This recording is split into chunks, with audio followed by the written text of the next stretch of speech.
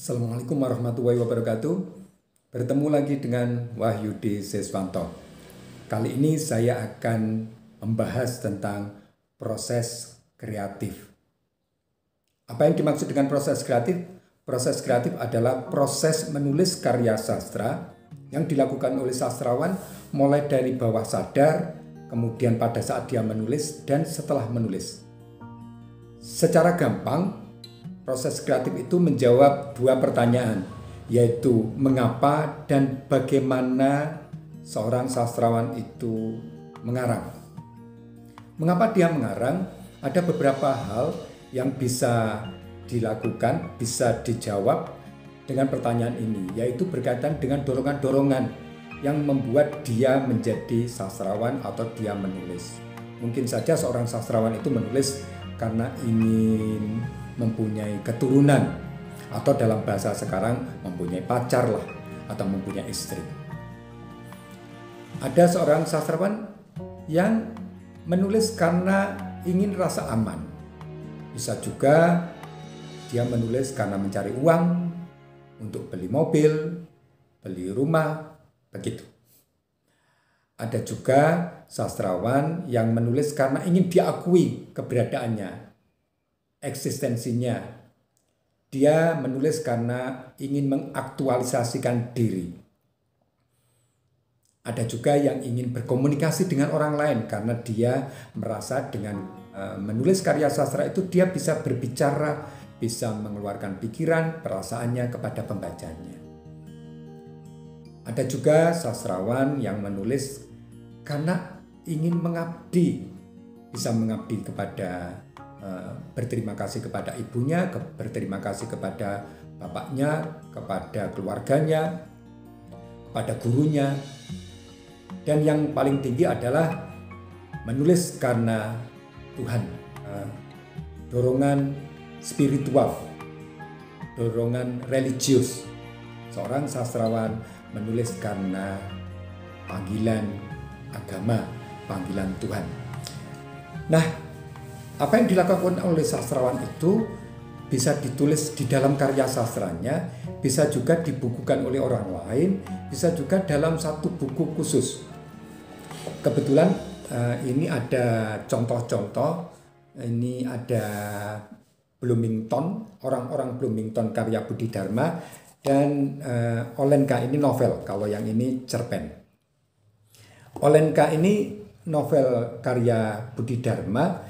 Di dalamnya selain novel yang lengkap, ini ada pengakuan Budi Dharma tentang bagaimana novel ini ditulis secara singkat. Akan saya bacakan contohnya. Nah, kebetulan pengakuan ini, proses kreatif ini diletakkan di belakang. Ada juga yang diletakkan di muka sebagai kata pengantar. Saya bacakan. Asal-usul Olenka. Saya menulis Olenka di Bloomington pada akhir tahun 1979. Apakah pada waktu itu saya masih dalam keadaan menulis orang-orang Bloomington atau tidak, saya tidak begitu ingat. Kalau tidak salah, mungkin waktu itu saya sudah menyelesaikan sebagian orang-orang Bloomington.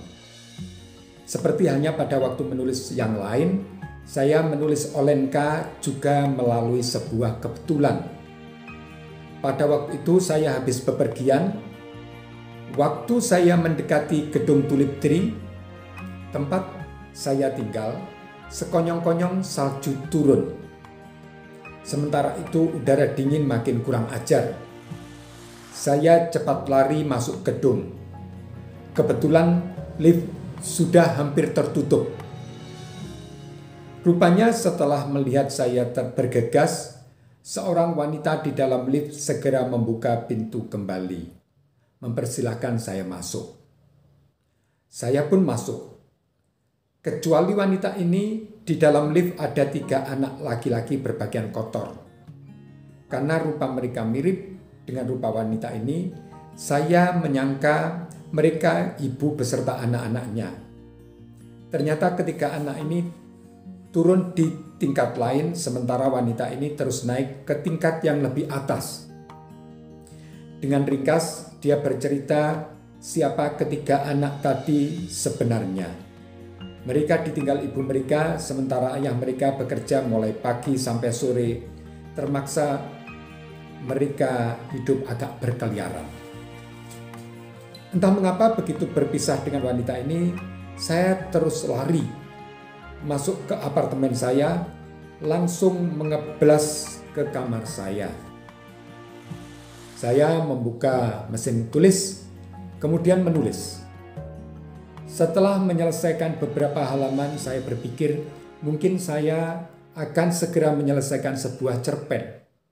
Ternyata saya tidak bisa berhenti. Otak saya diserbu oleh desakan-desakan hebat untuk terus menulis, sampai-sampai waktu saya untuk keperluan-keperluan lain banyak terampas. Maka selesailah novel Olenka, kalau tidak salah dalam waktu kurang dari 3 minggu. Sebetulnya masih banyak pengakuannya, tetapi dari apa yang saya bacakan secara singkat, Anda mungkin sudah tahu sedikit tentang bagaimana asal-usul novel Olenka itu. Proses kreatif itu bisa sangat panjang diceritakan, karena mulai dari dorongan bawah sadarnya, terus kebiasaan-kebiasaan sastrawan itu menulis.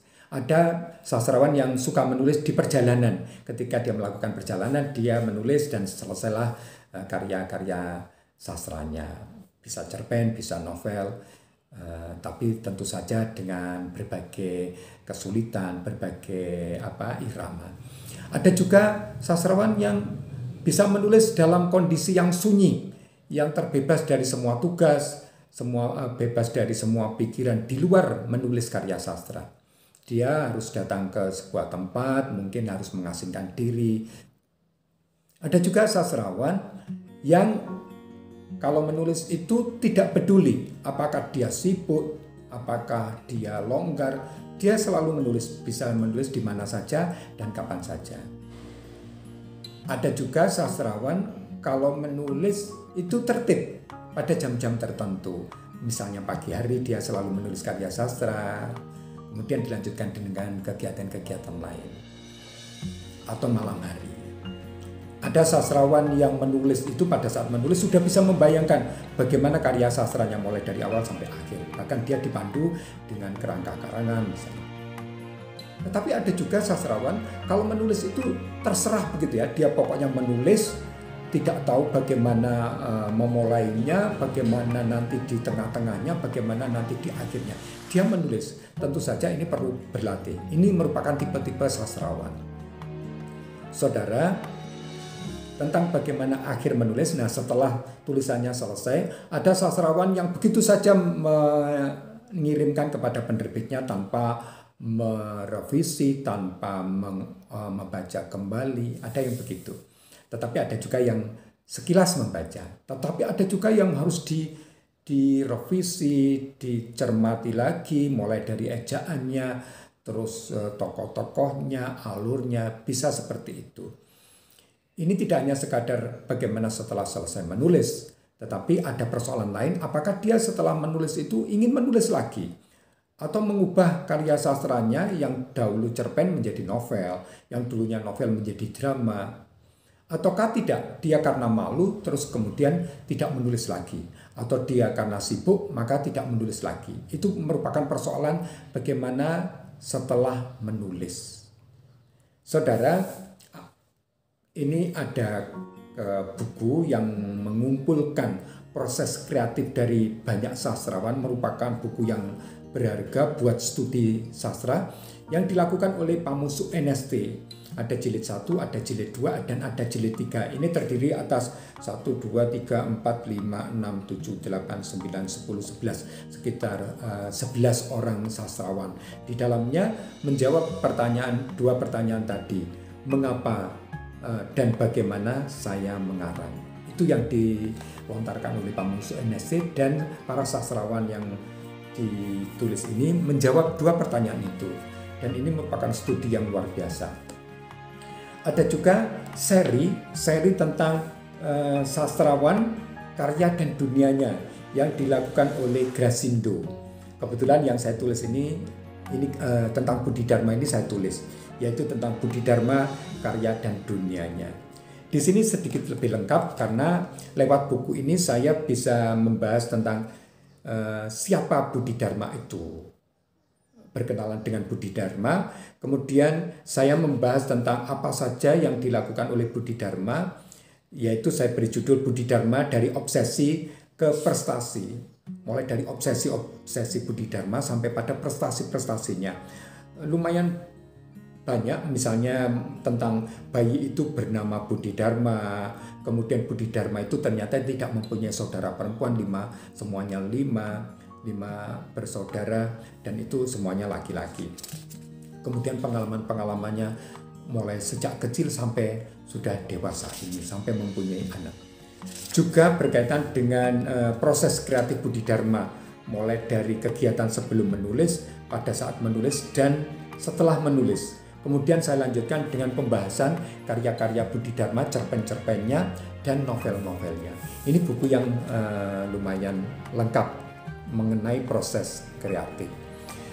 Nah, saudara, kalau Anda sebagai seorang sastrawan, penulis puisi, penulis prosa, cerpen, novel, atau drama, akan sangat bagus kalau Anda juga menulis proses kreatifnya, karena ini akan bisa memberikan sumbangan kepada studi sastra, kepada pengarang-pengarang lain atau pengarang-pengarang pemula tentang bagaimana cara mengarang. Ini nanti bisa menjadi inspirasi.